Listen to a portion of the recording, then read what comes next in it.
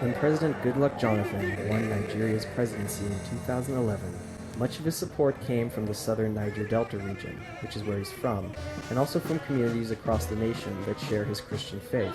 This month's presidential election once again pits Jonathan against his challenger from 2011, former military ruler Muhammadu Buhari. The outcome is far from certain.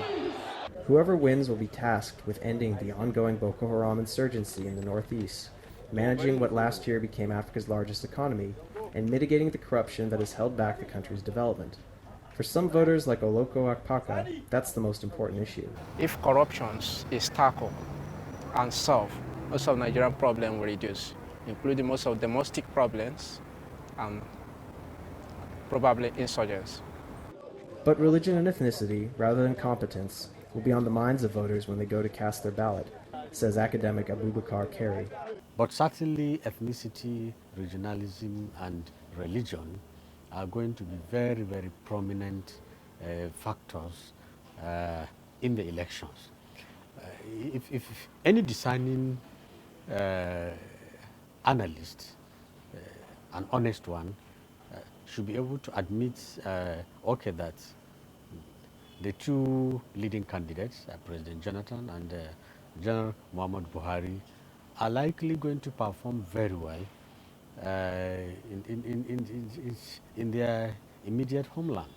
The reason for that is the long history of power being doled out by politicians to people who they share commonalities with, like ethnicity or religion, says political commentator Chris Ngwodo.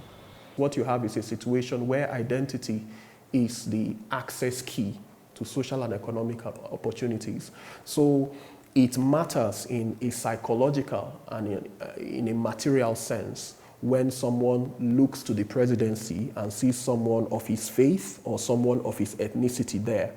And so in the context of elections, when people try to mobilize, politicians try to mobilize followership along the lines of identity, along the lines of ethnicity and religion, it's really best seen as a form of populism. Mr. Buhari is expected to win most of the votes in the north, which is where he is from, and draw strong support from Muslim communities across the country. But Ngwodo says the real key to winning is building a coalition that cuts across the disparate ethnic groups, regions, and religions of Nigeria's 36 states. Whoever does that best typically becomes president. Chris Stein for VOA News, Abuja.